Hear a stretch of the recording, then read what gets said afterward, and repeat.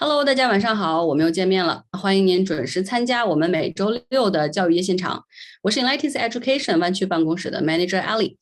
那现代人对电子产品的使用越来越低龄化，过度的使用也会影响这些人未来的人际关系和感情发展。年轻人过度使用屏幕，意味着人际互动时间的减少。那通常有网瘾的人会孤立自己，并花很多时间独处或待在自己的房间里。美国皮尤研究中心对13至17岁的美国青少年进行了一项调查，发现 TikTok 是最受青少年欢迎的社交媒体平台。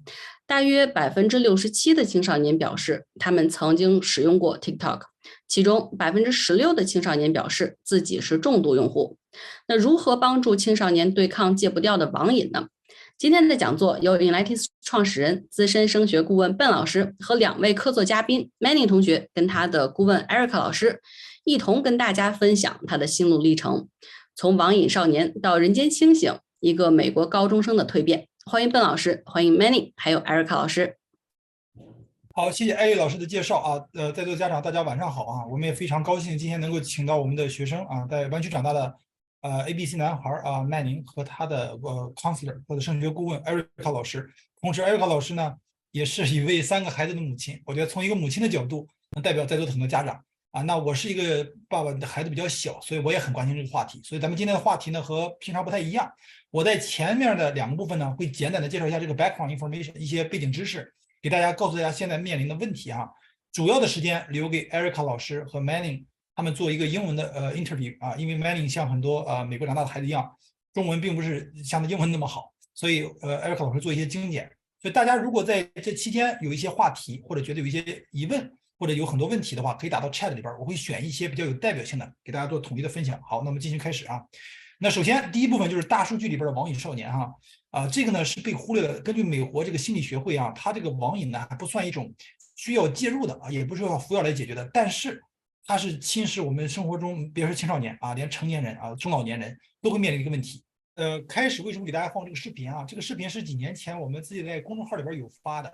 当时我们的题目呢，请理解这个打游戏的孩子，暑假打游戏的孩子，当时的点击量其实比平常要低，因为家长是没法理解。所以今天我们整体的对麦宁的讲座，我们最希望达到的预期呢，除了在座的家长如果有需要啊，单独去联系麦宁或者是一些学生啊，他们去 contact 去看看麦宁的心路历程。最大的一个我们的这个期望是希望家长能够理解孩子这个游戏包括手机互联网的成瘾，并不是他自己可以控制的，是一个因为现在这个游戏的设计背后是几千上百个程序员高级的工程师UC Berkeley、Stanford、MIT 毕业的，他们为什么薪资这么高？因为他们学会了怎么去了解我们的心思，让我们形成一个非常难以自控的一个 routine 一个习惯。那就像大家想，为什么抖音这么火？因为每一条视频，你最喜欢看的不是永远是下一条视频，它这个算法包括拿手指往上一滑，这背后是大量的这个团队在研究人的这个特点。还有游戏，游戏的特点呢，就是那叫不一样的惊喜，就是你的获奖不一样。它和普通游戏不一样。过去我们玩那种老式的游戏呢，你的闯关每一关你都知道什么时候会出来一个那个 barrier。但是现在的游戏的特点，包括现在的短视频，最大的魅力就在于你不知道下一个是什么，所以你认为下一个是最好的。所以这是很多家长他没法理解，并不是孩子没有意志力这个是一个非常难的。到时候麦宁会讲一下他的心路历程，因为他是一个非常资深的 gamer他这个回头让他具体细说。大家看2组数据这个呢是 PU 这个美国的这个 Pew Research 最大的一个最权威的一家问卷调研机构，他做的一个调研，大家看看这个比例增加的是非常夸张的就是 almost constantly 就随时用。就像在座的家长，包括我在内我是随时刷手机看信息、看邮件，因为我们的工作和生活和我们的手机都混在了一起。而且大家有没有注意，你手机里边的 APP， 不管是微信还是 Zoom， 它的这个提醒的是一个红色的点，红色人是对红色有先天的反应，就是我们在手机上看这 app， 所有的 app， 所有的这种提醒不管邮件在上面，它就会想让你提醒它都是每一个 app 都在希望最大的占用你的时间，这样就可以推广他们的服务、他们的产品。为什么电脑工程师过去这么多年10几年薪资水涨船高？因为他们就像过去开赌场的人一样，他掌握了人的这种大脑的这种运营机制，怎么让你就是难以自控。大家再看这个smartphone 大家看看，这是14-15年，在短短的7年疫情其实在加剧这个问题。如果你仔细看疫情期间，因为所有的课变成线上线上课的体验其实很差的就是因为太多的 distraction。大家看看 smartphone、desktop、gaming console 这些的话，gaming console 还比较好，这个比较稳定，没有变。但是大家知道现在手机上可以玩的游戏，可是和当年大型的这种game console 玩的效果差不多，因为手机的芯片在进化。然后第二个，这个我没有答案啊，我只给大家一些建议。但我首先希望大家在寻找解决方案的时候要注意几个点大家仔细看，这是呢我在那个美国比较大的一个知名的医学网站Mayo Clinic 这个它的一个解读他说每一种成瘾的背后有共性的是奖励机制，奖励机制在大脑中释放的化学物质创造一种难以割舍的体验，创造了渴望的感觉。大家记着，如果没有多巴胺，这个人的话和死了没有区别，因为他没有欲望。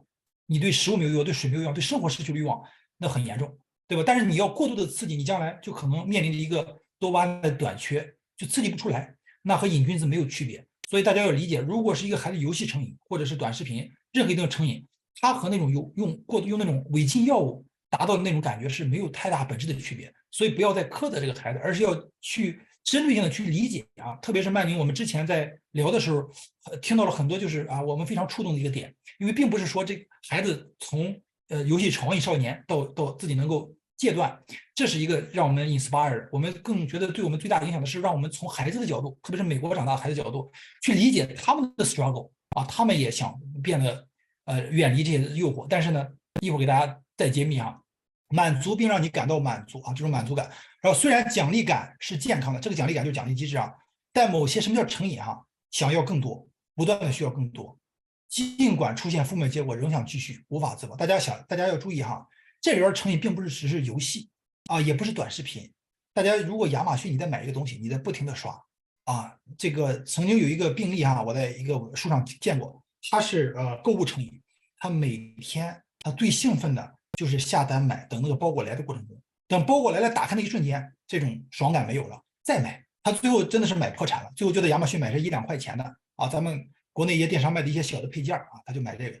大家如果去网上找心理专家咨询的话，你会发现成瘾里边有非常多的成瘾，并不是酒精和药品成瘾，很多行为都是成瘾的本质，包括这种就东西攒一堆不卖这个叫 hoarding， 这也是一种成瘾机制其实背后的机制都一样，就是一个奖励机制你的这种欲望前面有一个 reward 形成一个习惯所以这是我们把问题给大家剖析一下，这是从医学的领域怎么去理解。那我们到今天最关键的环节我们的圆桌访谈呢，就由 Erica 这个我们曼宁的这个顾问来专门围绕整个曼宁的这个蜕变给大家讲一讲这个曼宁式的心路历程，希望更多的大家能够理解这个孩子是现在的这个心理想法。好，Erica 老师你可以来了。大家好，很高兴在这里今天和大家讨论这个问题因为我觉得这个问题呢，对于我来说，我不光是曼宁的顾问，我也是家长就是家里面，这个老大也是10岁了，快进入青春期了，当然10岁看着挺小的，其实现在也是已经开始玩游戏同学都在玩游戏好像就是大家每天说的。不打游戏就跟同学都没有话题的，所以就是从我作为一个家长的角度来说，也是挺焦虑的。那么在我和这个曼宁这个做咨询的这个过程当中然后我就听到他的这个经历，非常非常的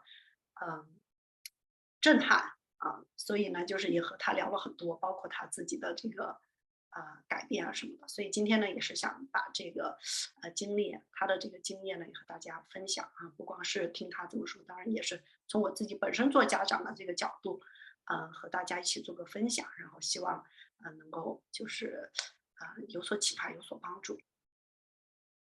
Okay, so Manny, yes, can you briefly introduce yourself and tell us your story? What were you like before? Okay, so I'm Manning. I am a rising junior in the Bay Area for one of the high schools, and I've been playing video games since I could remember, which was like 4 years old. And ever since I've got my hands on a console, I've just been absolutely hooked onto that thing. My mom used to tell me that whenever I'd be playing with other kids and there was an iPad involved, I would be the one sitting in front of it, controlling the video game. And this has honestly affected basically every part of my life. it's been an integral core part of my life for as long as I can remember. And in elementary school, when they introduced grading systems, that's when like the true potential of what video games has done to me has been shown. And I started getting C's, I started getting D's, I started getting F's in a lot of these courses. And what happened was like, obviously, I know like a lot of Asians, they expect their kids to be on top of school. So like it was very, very, very damaging on my parents. They saw like how I went from a talented student of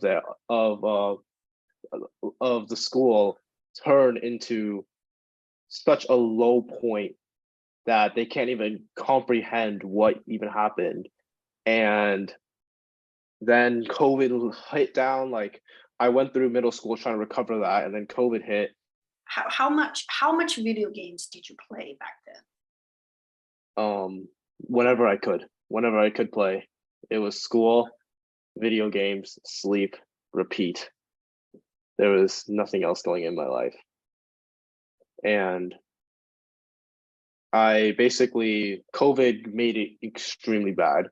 And I started playing Minecraft during class. And my mom was sitting behind me. So that was really concerning. And then it got even worse from last summer, right? It got to such an extreme where I was literally playing video games every single day. My friends, they were getting jobs and making classes, like learning and moving on with their lives. I was still stuck playing Roblox for 8 hours, Clash Royale for another 6. It was really bad. So didn't your parents try to stop you? They did. Right? Yeah, they did. At first, like, it was the usual parent punishment type of thing where they would like, obviously, like my terrible grades, lots of them screaming, yelling at me. I don't even know if it was considered like mental abuse or not, but it was really bad. Then they realized like this isn't gonna work because video games was just a bigger grip onto me than whatever my parents could do. So they tried tactics, they tried being passive aggressive, they tried pushing me towards a direction where I could potentially do stuff, right, in real life. But the pain, the cost to like work, like doing things in real life versus video games is just, I obviously picked a video game because it was easier, and then they gave up after like. So what kind of tactics are you talking about here? What did they say or do to you? So they would like tell me, if you keep playing video games for the rest of your life, like, look, you're going to be entering high school. If you play video games for 2 years, you can enjoy 2 years of your life, but it's going to cost the rest of your life, the rest of your future, everything, bye-bye. But you can play these 2 years of video games for now. And they would tell me things like that all the time. Okay. When they were telling you this, what were you thinking? Did you listen? Did you understand what they're saying? They were saying all this was for your benefit. They wanted a good future for you. Did you understand their perspective back then? I don't think so. And even if I did, video games, it was like, it just had an iron grip on my life. But I think it did start to, that's when like the cracks started to form and I started to change. So did you just ignore what they said? Basically. 我看这里有家长哈，就是在说这个中文，那么就是我简单的跟大家就是总结翻译一下啊，就是曼宁呢，他是从小基本上从4岁开始，然后就是开始打游戏，然后一直也上初中都是这样的，然后因为这个事情呢，当然就是小学到了基本上1年级开始啊，进入中学之后开始有成绩了，那基本上就是什么这个成绩就不用说了 ，C 啊 D 啊 F 啊都出来了，因为基本上每天做的事情就是上学，然后放学打游戏，然后睡觉，啊，就是这样的一个情况。那么，那我是问他说，那么在这个过程当中，这个他的这个爸爸妈妈是什么样的，是什么样的反应啊？那当然也是各种反应都有啊，要不呢就是训就是骂，要不然呢就是讲道理啊，就是跟他讲道理，就说你这样不行啊，你看你这2年打那么多，但是你今后啊就怎么办呀？啊，你现在是高兴了，然后之后你这个你是有这个后果的。有没有用呢？好像也没有什么用啊，基本上就是左耳朵进右耳朵出这样的这样的一个情况。对，我这边补充几句啊，因为曼宁讲的他是比一般孩子接触游戏更早，并不是手机开始就玩游戏嘛。游戏的话，我之前的室友都玩游戏，确实是比那个一般的这种手机游戏呢体验感更好，你能融入角色。那个时候你会进入一个所谓的 flow 的状态啊，心流，你是没有时间概念的，因为你可以在那边起死回生啊，你可以无限尝试，你可以获得各种意想不到的收获，然后呢，你可以在里边有你自己的王国啊，这种感觉呢就像做梦一样美啊，对吧？对很多孩子来说触手可及。但是大家千万不要以为今天我们能给用曼宁的例子告诉大家怎么去解决。如果这种成瘾能给我解决的话，心理医生就不存在这个职业了。如果就是大家想赌博啊，为什么大家说赌博不好啊？不要赌博，家破人亡。为什么很多人赌博？大家一定要知道，有一点首先要解决的就是任何的成瘾，大家首先要面对它。如果孩子达到一个成瘾的状态，就是真的是日夜不分，身体出了状况，还是易郁易怒，找专业人士自己查。而且曼宁他没有找心理医生。大家记着啊，任何一种成瘾的解决，自己的转变是自我救赎。曼宁之前我们在准备的时候说了一句话，我觉得是对我影响最大的。他说 ：“I have to fight every day。”他每天都在对抗这种成瘾。大家要知道哈，不容易，这是你一辈子的这种对抗。所以大家不要以为咱们今天会有一个这个叫什么 silver bullet，no，never be a silver bullet。所以一会儿给大家再讲一下这个心路历程。我是希望大家能够更多的问一下，就是你们的招，你们可以问一下，你们有没有什么更好的招，让曼宁有没有体验过？反正一会儿曼宁给大家分享。好，艾瑞卡，你们再继续。Yeah, so I was actually gonna ask then, since this is so bad and whatever that your parents said didn't really work, and you were, pretty just not receiving their their message, then what was the turning point? What made you get out of this? So it was at the beginning of sophomore year.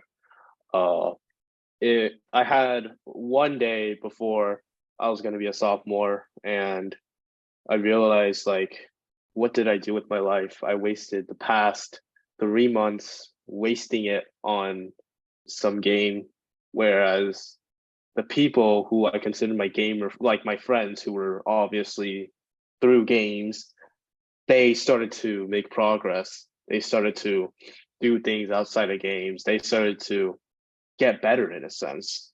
And I sort of just had this massive guilt. Like, it's like all the consequences caught up with me, all the guilt, all the shame, all the regret just poured into my soul. And I got so mad and I wanted it to stop. But why?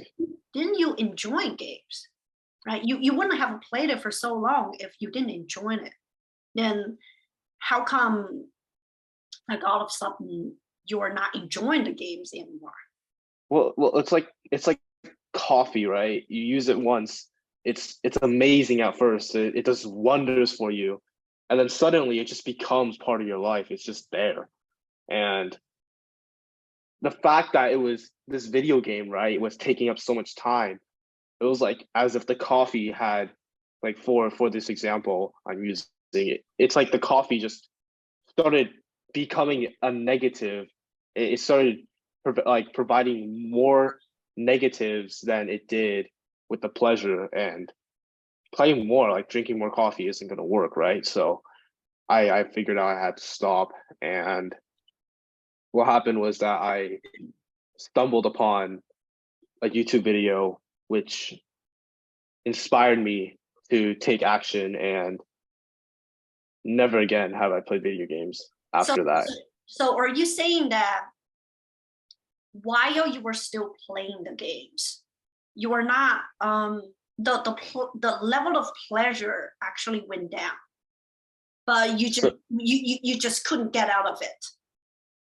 So it's like a drinking, right? It's like a drinking problem. You drink and you get drunk, you wake up, you feel awful. But next time when you're bored, the next time when you were faced with problems, you go to drinking again, and you thought that that's gonna make you feel better. But in fact, when you woke up, it feels worse again. So it's just like a downward spiral, but you just couldn't get out of it. So it wasn't like, since when you started to feel, not as enjoying games as before? That's that I don't know, because it's like I said before, it was like coffee. It's just suddenly part of your life. I never figured when it was like, I never saw like a linear progression of these negative effects that were happening to me because of video games. I never saw that. It was just suddenly, like I said before, everything just caught up to me, and faced with the dilemma, I chose to go fight it instead of running away from it for my entire life. Were you saying that there was also peer pressure that played some roles in your change?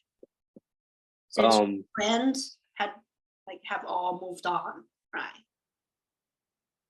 So I don't think my friends, I think they did play a role, but not to the extreme level that I've went through.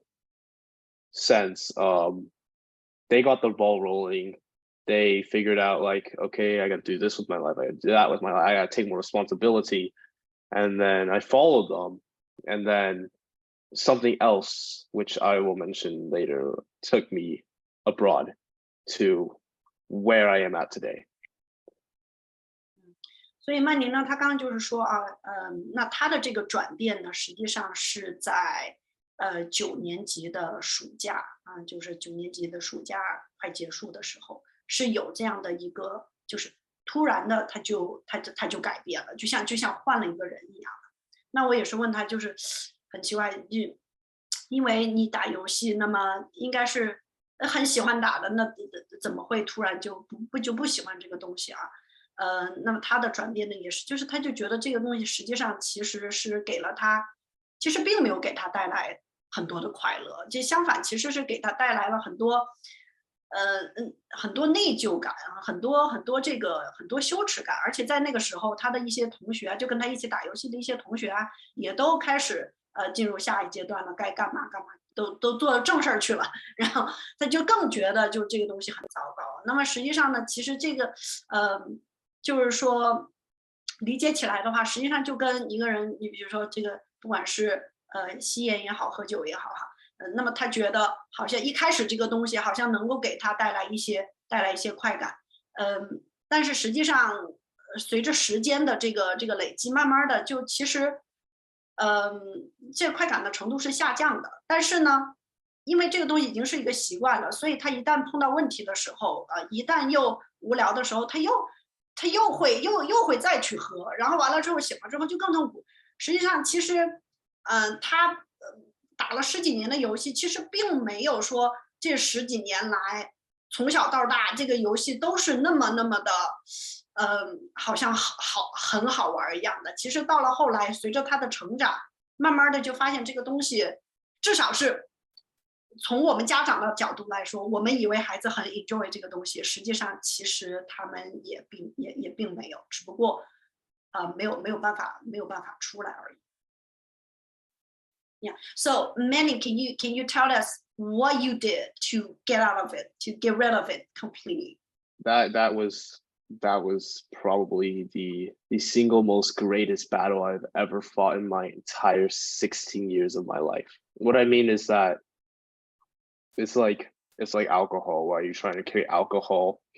So the thing is that your dopamine receptors, okay, so I'm gonna get a little bit scientific here. Your dopamine receptors get fried. They get absolutely fried when you play video games and you play it over and over again. So think of this as like a happiness baseline. When you take dopamine, it goes up, right? But then when you when you log off the game, it goes down, but it doesn't stop at where you originally left at. It goes below. And then what happens is, if you want to be happy, you want to be up here, right? You want to be above this baseline. But since it went below, this baseline goes down. And the more you play it, the more you play the video games, the lower and lower your baseline gets. And suddenly you have depression. You don't enjoy the things that you enjoyed before. So with that uphill battle, right?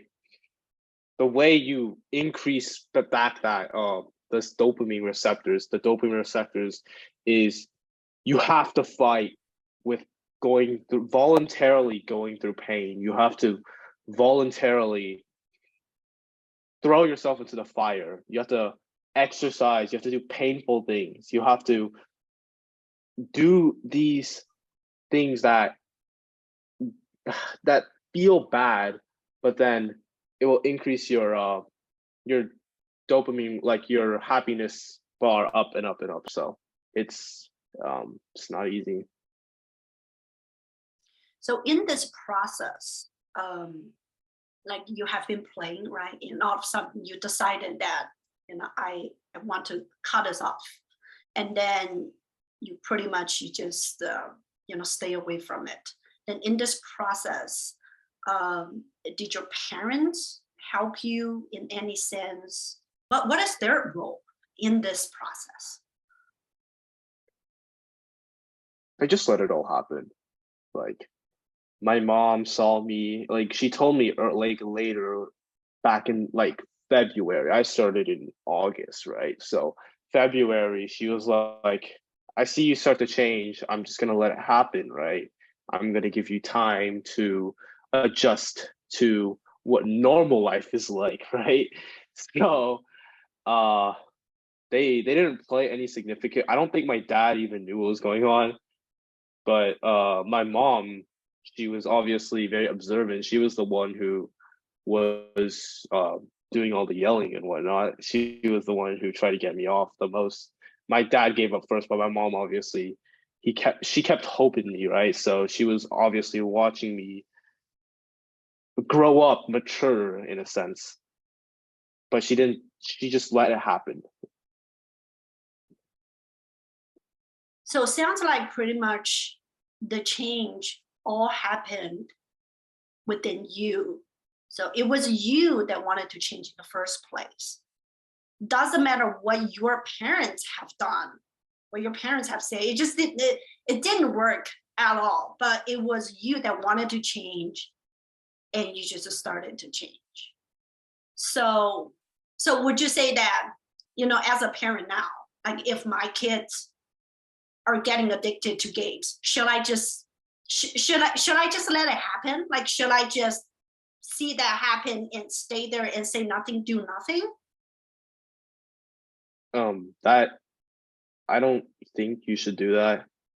You do that, they're just gonna keep playing. There's no resistance. Yeah, right? and the basic, yeah. So like if I just let it happen, then pretty much like I do nothing, just in hopes that one day they will wake up.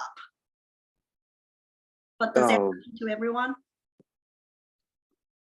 So the key is getting the kid to realize, I believe it's like, this is the only way, I believe, for a kid to change, for somebody to change, is that they have to realize they need to change. They need to move on from video games and, actually do stuff in real life. Frankly, as like a parent, I don't think you can enforce this. It's not like something that you have absolute control over, but I've thought about it, and there's some like little I think there's some things that would have helped, like if my parents had done this, which I think they've done a phenomenal job in the position that they were in and what knowledge they had. I think that So first off, keep unconditional love like when they realize it's wrong.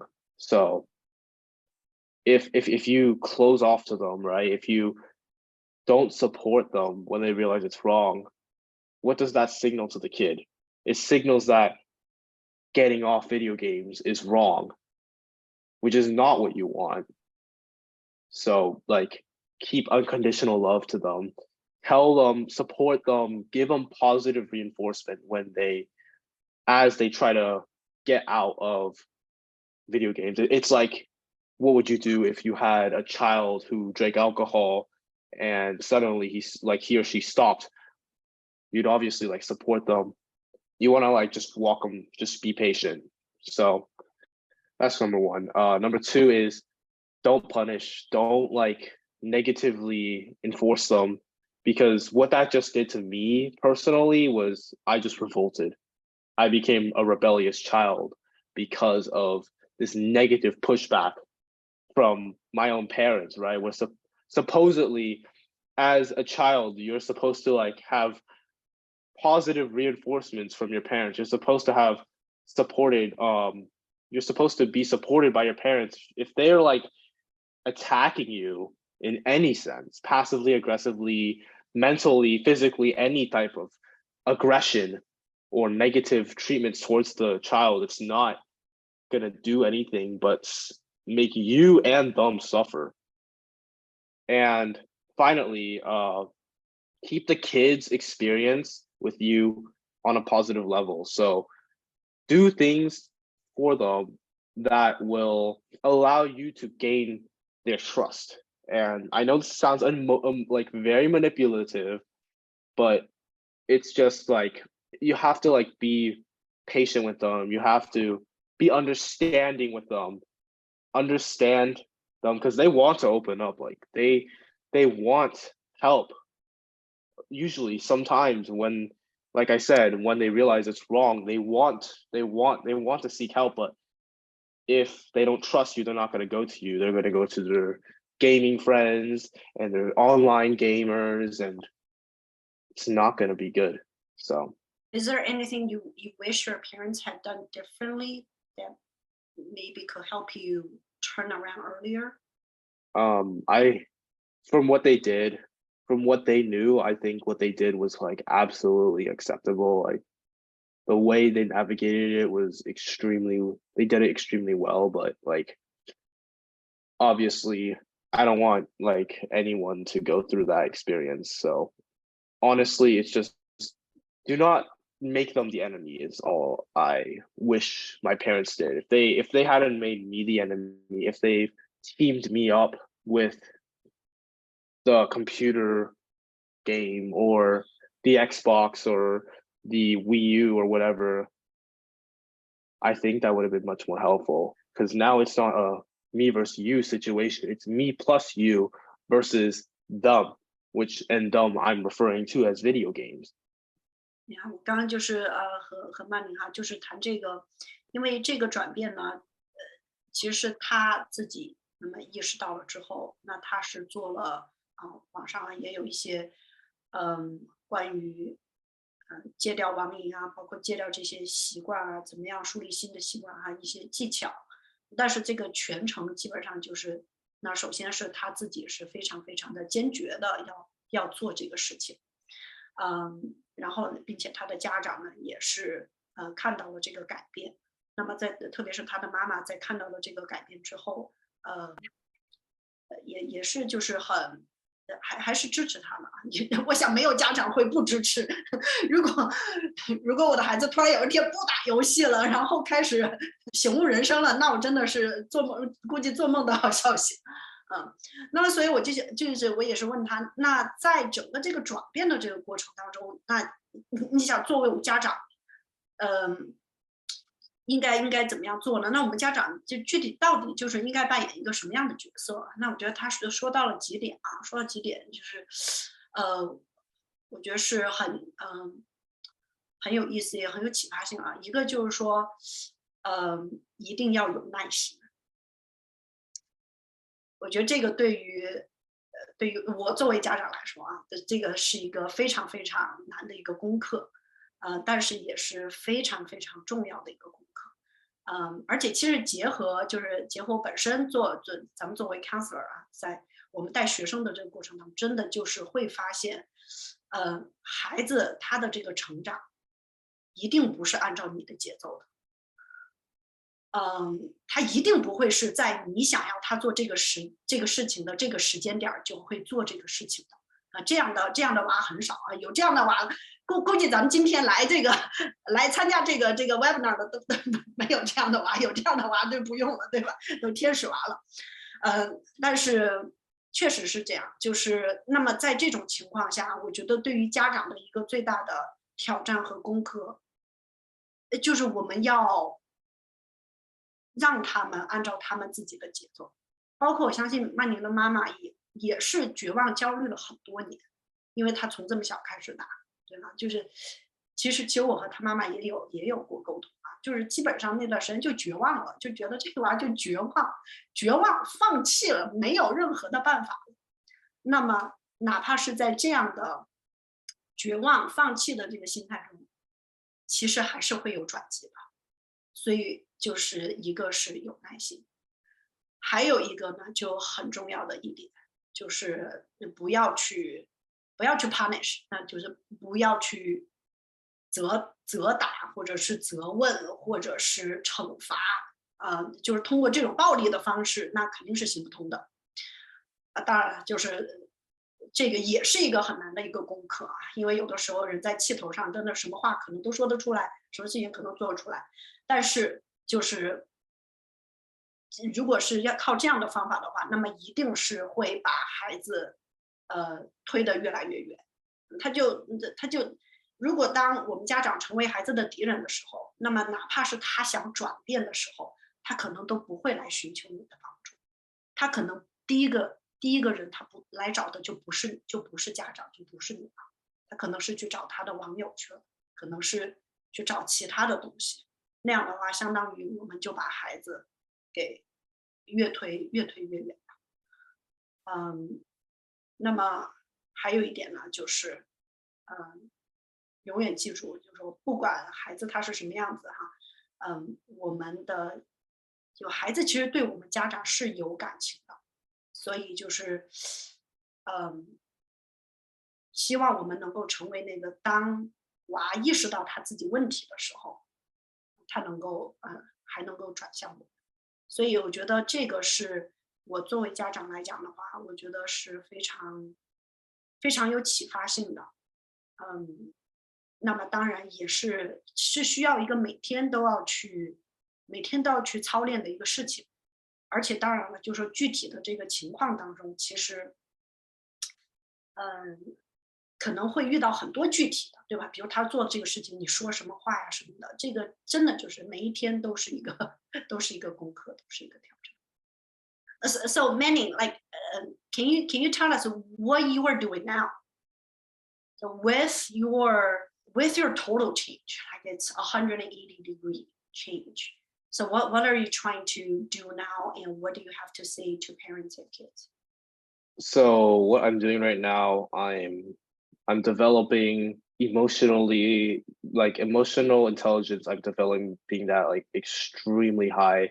I've been listening to a lot of people that I wish to become, people that I think that are extremely great role models, which include the people that help me, like the YouTubers who help me break my addiction. They've taught me lots of good habits, like mental health, keeping your mental health in check, learning how to resist not only video games, but also every single modern addiction, junk food, social media, entertainment like TV, YouTube, etc.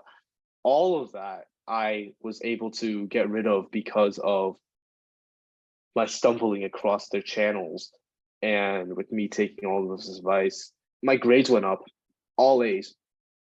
And everything just was in such a better trajectory than before after 2 months of suffering. But I like to say I have a bright future, and for the people, for the participants, for the audience, it's going to be a very, very difficult journey. It's going to be a very, very hard. I'm saying this not because I want to discourage you, but it's more of like to show a lot of realism to what's going to be happening as, say, a parent who's trying to cure their child's addiction. You have to remember this child has been socially engineered. Like these social engineers have hijacked your child's brain.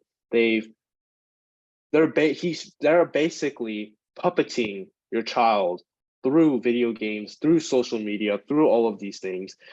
It's a journey that I think it will be difficult, but it will pay off, because that is your child's future.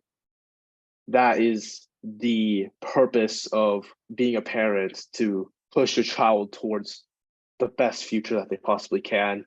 This is the block. This is the roadblock. This is the obstacle that, as a modern parent in this world, I think we have to overcome. So be patient and keep going. Never give up. So tell us about your club. I know that like you were so you have created a program at school, right? Like you were doing this mentorship program with your peers at school. So what is it like? We created this mentorship. It's for a volunteer organization, a different volunteer organization, and we teach kids how to develop good habits to set them up for where they want to go in life, whether that's from a wide range, from being like an artist to a mathematician, to a computer science engineer, to like a UFC fighter, for example. These habits, no matter what you do in life, these are the foundation of what is going to be the reason why you get to where you want to go. And that's what we're trying to teach in children, to our peers who have not yet to wake up from this addiction.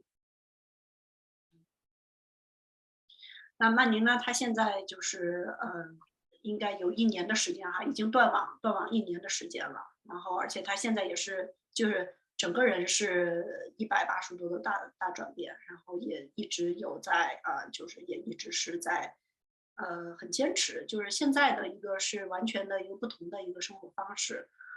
就是基本上每天就是做一些很多 physical 的比如说像健身包括会写日记就是非常非常自律就是完全就是完全断网，完全就是完全不沾了，所以是非常非常好。然后现在的就是成绩也非常好学校在学校成绩也都是非常好。那么不光是这样呢，就说他现在学校也有这样的一个社团，就是他希望能够通过分享自己的这个经历也在社团里面，和他的同龄人就是给他们一些就是如何养成好的习惯呀，包括如何找到就是自己的价值所在呀，就是有这样的一个相当于一个 mentorship 的一个 program， 那么是非常非常好的。对这边so Manny, I have a few questions from the audience.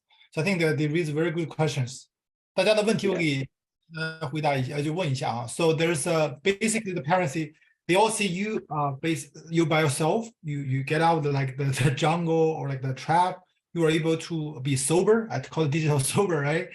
They want to learn if there's any good recommendations like YouTubers, good books that inspire you along the journey. So they want you to share a bunch of this. And also, I have a question I think is more important. Can you tell the parents the biggest struggle when you try to get rid of the habit? Like you mentioned, right? It's hard because when you reach high, you go low every next time, and then you need to do something is painful. And also you mentioned it's the like greatest battle in your life, like 16 years life. So can you tell parents the biggest challenge so they can understand their kids better? So provide support, unconditional love. Meanwhile, you can list a bunch of good sources that can be helpful. So I'll address the challenge one first because I think it's a bit personal. So the biggest challenge was, it wasn't even the video games itself. It was the backlash that I've gotten from my peers, right? So you do this type of stuff, it's your video game, understand this from a child's perspective of your video game friends, right? If you're a child who's playing video games and your life's surrounded by video games, that's like you're trying to break the system that you surrounded. You have to struggle with the people who are trying to hold you back. You have to struggle with yourself who's trying to hold you back. And you have to struggle with your entire environment changes, everything changes. And that has been the biggest challenge of it all. And the only reason why I was able to get out was because of these YouTubers who I had total faith in, because I did not want to live my life in like I was anymore. And the YouTubers, I want to give a quick disclaimer because these people are extreme. Like these people are extreme. They have strong opinion, very, very strong opinions. A lot of people will be offended by them. What I did was called a dopamine detox, where I reset my entire dopamine levels back to normal. And the person who I think helped me the most was a self-improvement YouTube channel called Hamza. So can I just type that into the chat? Yes, please. Yeah. So Manning, while you're typing, just give the parents a little bit explanation. So 刚才我问了一下曼宁，我说这个很多家长看到你的成长转变，他们也非常高兴，为你高兴啊。更多的是他觉得他们的孩子可能达不到，大部分孩子其实达不到。我们为什么让曼宁出来分享？我们这么多年学生下来，游戏上瘾的多了去了，就曼宁是一个极端案例。我们接触的时候，我们觉得是非常少见的啊，非常特别。大家想，他对这个脑神经啊、行为科学啊，还有这个多巴胺啊，这个是各种化学物质自学的，没有人逼他，他没有上过心理学的课程，他没上过 neuroscience。这种自发的是很少见的，当然孩子可能有其他的兴趣啊。这个曼宁只是说他这方面比较强，所以我问他能告诉家长啊，那最大的挑战是什么？从一个孩子的角度，因为今天知道大多来的是家长，那曼宁基本上就是我们的 cover up， 我们的卧底啊，就是同龄孩子的一个卧底，给大家分享一下他真的 struggle。所以曼宁后来我让他给大家提供一些他用的比较好的资源呀、网站啊，但曼宁首先回答的是 challenge， 因为他说真正的难的是这个挑战。什么叫挑战呢？他整个4岁记事开始到他16岁这个戒掉这个网瘾，他整个这个 system， 他整个的生活环境，他的朋友啊，他的这个所有的自己的这个对世界的理解和他的习惯都是围绕这个系统，他要打破这个系统，很多是拖他后腿的，因为每天都在反复啊。我们之前我们一块聊的时候也说过这事儿，其实每天都是一个 battle， 因为就像极度健身一样，你是在对抗自己一个非常舒适的环境，这个是很难的，这也是为什么大部分人在一辈子里边都很难做出改变。啊，所以这个就非常难，所以曼宁给他强调挑战，是希望家长能够理解这个过程非常难。如果在座家长有的话，他也提供了一个 YouTuber 啊，他非常认可的。其实我也看过，我就不太认可。所以曼宁开始就给大家解释了一下，这个他选的是对他有这个影响最大的，但是他的这个 YouTuber 的这个世界观价值观，可能很多家长觉得非常的这个过度极端，所以大家要慎重啊。我在之前做功课的时候，我发现每个人对待诱惑的抵抗力是不一样的，每个人这种 detox 就是戒掉网瘾的这种时间周期也不一样，所以这点我更希望大家能够拿到的就是挑战。大家一定要听曼宁和刚才艾瑞卡老师分享的，就是你要建立信任，让孩子知道你不是看他改变了，不打网不上网了，才是成绩 A 了，你才认可这个亲子关系。你让他们在最羸弱啊、最孱弱的时候，他能找到他的爸爸或者妈妈，他觉得你们不会放弃的。虽然在座家长不可能放弃，但是咱们用的最简单的一个方法就是奖励惩罚，对吧？就简单粗暴。当然，咱生活也忙，但是呢，这是曼宁在提醒的，他更希望孩子获得的从大家获得是一种这个就是那种信任。就他说我今天我是忍不了，我要打游戏，我今天又做的不对，大家能够去理解孩子，要有耐心，这个不容易啊。然后再加以辅助，因为一旦失去了耐心，那他就会找他最熟悉的、最支持他的网上那些朋友，他的游戏不会坑他，游戏会带来马上的快乐。所以大家，我觉得这个是我个人我也作为父母啊一些 take away。我再给大家加一个事情啊，我觉得在座的家长，你们想想你们在青少年时期有没有一个比较鸡汤的名言，或者哪一个就是一个名人的事迹，影响了你一辈子的这个你在年轻的时候，像曼宁那么大的时候，一些人生的改变啊，你立志出国，你立志做事业，我觉得在座家长多少都会有。所以这个人可能对你的孩子未必是一样的，但是我觉得大家可以去让孩子去找这种的 role model， 我觉得这个是比较关键的。好 ，so Manny goes back to you and Erica. Yeah, I'm done with my part. Okay.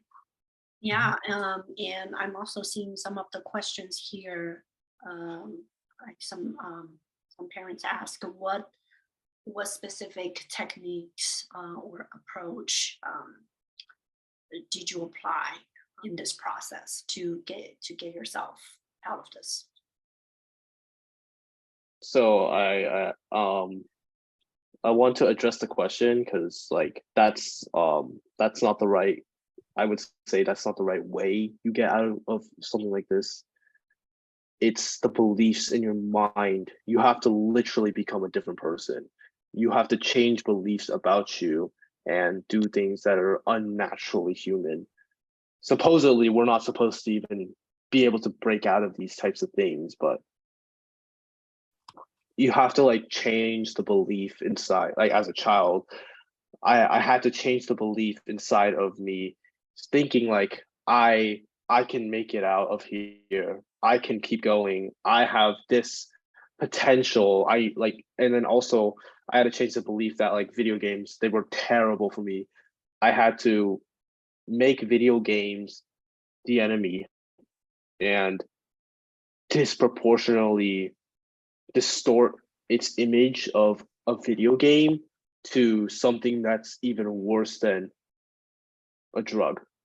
And every time I play video games, I had to think to myself, I'm taking a drug, I'm taking a drug, I'm taking a drug. Then the rest just followed, right?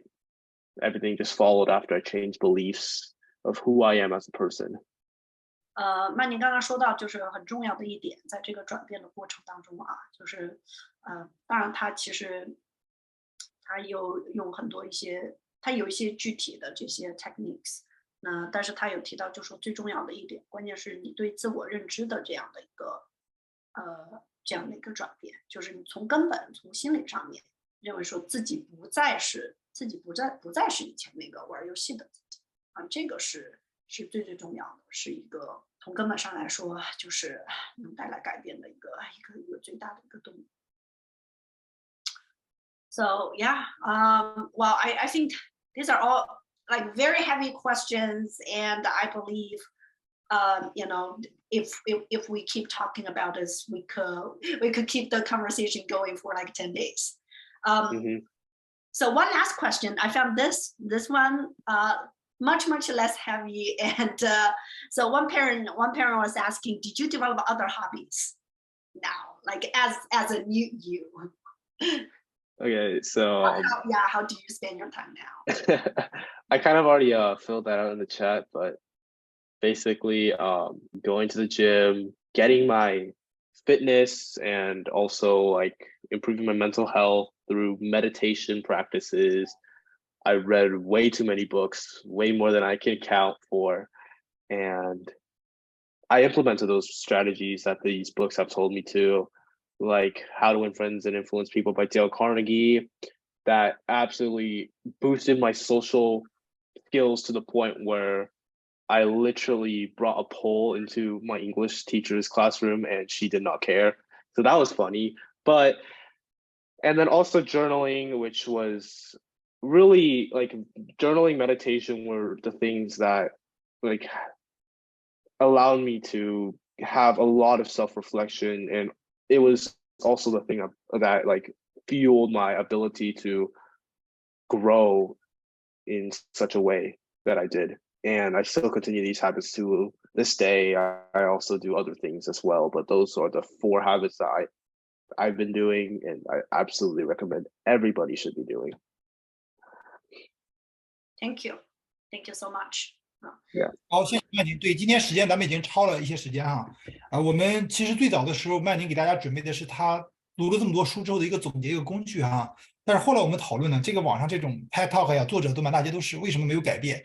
我觉得很多家长是只是看这具体的方法，而忽略了这个孩子的内心感受。我觉得很多时候我们可能作为一代移民啊，不太理解在美国长大的孩子他们所面临的。而且大家想想 ，iPhone 是07年，到现在只有15年的历史，现在全世界有95%以上的人是手机成瘾。咱们大家想想，你如果一天没有 iPhone， 你是不是浑身紧张？至少我很紧张，对吧？所以这个是一个新问题，大家都是新手啊。我觉得今天我们后来我们是在和曼宁在探讨这个议题的时候，我们聊了1个小时。后来我们说就延续这个形式，给大家看一个孩子的心路历程。所以今天远远没有讲完这个曼宁的他这个整个的一些他对于戒断这种网瘾的这个他的 framework， 他自己有一个 PPT， 之后的有机会我们再给大家找时间去单独弄。然后在座家长可能你们的孩子在不同阶段面临不同的挑战，如果你们有需要，那曼宁在不耽误学的情况下，可以跟你们孩子约1对1，因为其实曼宁最早跟我们强调，他希望孩子来参加。他说家长其实在这个事情里边大多是对立面，他是希望孩子，但是我说呢，至少让家长理解孩子的想法，他们能够更共情，不会简单粗暴去把他当成一个孩子不听话不懂事啊，不如别人啊，对吧？所以我们觉得这一步非常非常关键。所以也非常感谢曼宁花这么多时间啊，这个给大家真诚的分享。没有准备稿子啊，我们也没有准备提纲，我们只是延续那天对话。大家想一想啊，我们在做大学申请的时候，给孩子讲课外活动，大家现在听了一晚上曼宁没有稿子，很自然的讲那么多，原因是什么？他自己随着兴趣去研究这个，没有人逼他。他看的书是我看的，没有他看的多。但这个里边他讲起来就是已经是个高中生里边，我们没见过比他再懂的，就是个人行为，特别针对网瘾这一套，他花的时间精力。所以在座家长，你们孩子未必有网瘾，但如果你们孩子在某个点有兴趣的话，这个就是将来大学最看重的活动，有感而发，自发投入时间，能有产出的啊。所以今天非常感谢曼宁啊。那大家如果有问题的话，可以在屏幕上这个邮箱去联系曼宁去约不管是孩子单独约还是您单独有问题啊，到时候曼宁单独和大家联系。那好，艾丽老师今天就差不多这样。OK， 好的，今天呢非常感谢这个笨老师还有艾瑞克老师，还有更重要的曼宁同学给我们带来他自己的个人的成长，还有他的心路历程。那今天的讲座呢就到这里了，非常感谢家长们的参与。那希望我们今天的讲座呢能够帮助您了解更多您孩子关于这个网瘾和这个解决的办法。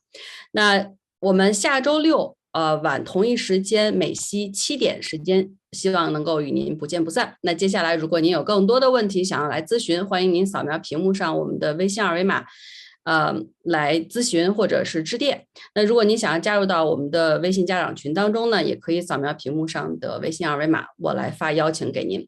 今天的讲座就到这里了，感谢大家的参与，我们下周六同一时间不见不散，谢谢大家，晚安，拜拜。